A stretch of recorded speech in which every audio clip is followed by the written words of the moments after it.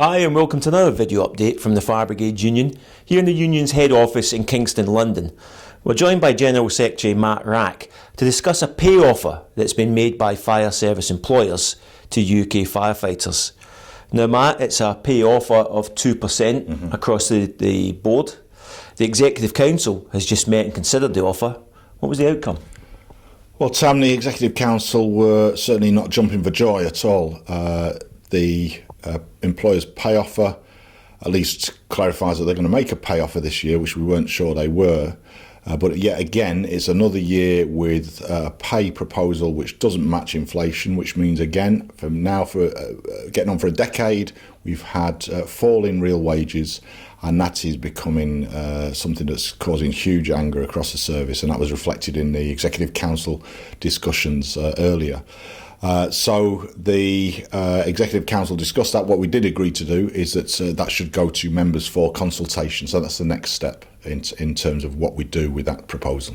Now Matt, previously we've discussed a whole series of ongoing negotiations which involve potential changes to the roadmap. What does this offer mean for those discussions? It means nothing in relation to that. I think as we reported to members recently, in our last discussions with the employers, when it's become clear that because of the crisis around Brexit, new Prime Minister, that meant that the spending review was put back.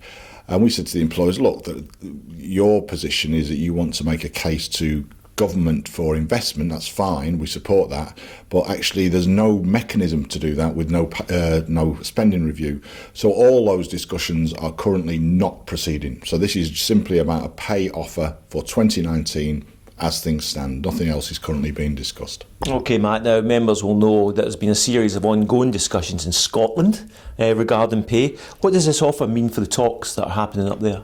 Well, yes, the Scottish Fire and Rescue Service asked us for a separate discussion around pay and conditions. They made a proposal.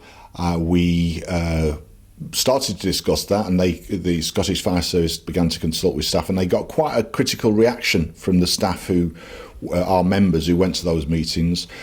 So they've paused that, and they've written to us asking for further discussions. So those discussions start next week. We'll see whether they come up with something different. But that is separate to the 2% that's in the table? That's entirely separate to the 2%. And well, I think one question for the Scottish Fire and Rescue Service is, are they going to pay the 2%? That will be an immediate question. We'll have to ask them next week.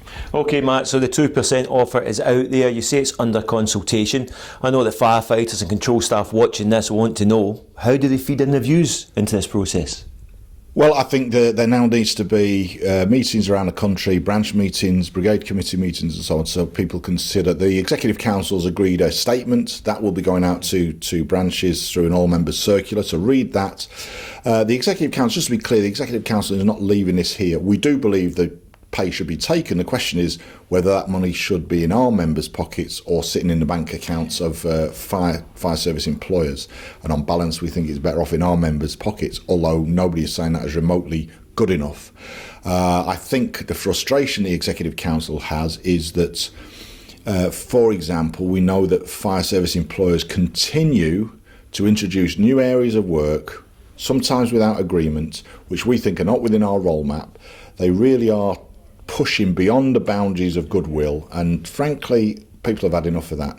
So we've done a lot of work about what's going on all over the country, and we will over the summer be preparing that and taking that to our members in September and following, to launch a campaign that says, actually, you've had enough of getting work for free out of us. We're not having that anymore. And things need to change, and that's the discussion that I think people need to start having now, and that campaign will develop in the autumn. OK, Matt, just finally, your message to the members out there. What? Go to your meeting, have your say?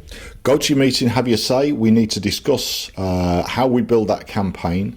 It's going to take pressure on our employers, it's going to take pressure on the government to get the resources into the fire service to give us the pay rises that our members need. We cannot continue with falling real wages as we've had now for a decade, along with others in the public sector. I'm sure it's not lost on people. There have been other proposals on pay that are slightly better than this, Also linked, unfortunately, to job cuts in other public services. It's almost a disgrace what's happening to public services in the UK today. And we're going to have to get organised and campaign to turn the tide and get the investment into the fire and rescue service, and a part of that investment needs to be to give the pay rises that our members need. Mark, thanks very much indeed. Clearly a very important issue, and please have your say. Make sure you get to your meetings. All the information you need is on our website, and that's at www.fbu.org.uk. For more immediate updates, of course, you can follow us on social media. Our Twitter account is at FBU National. Till next time, thanks for joining us, and Matt, thanks very much.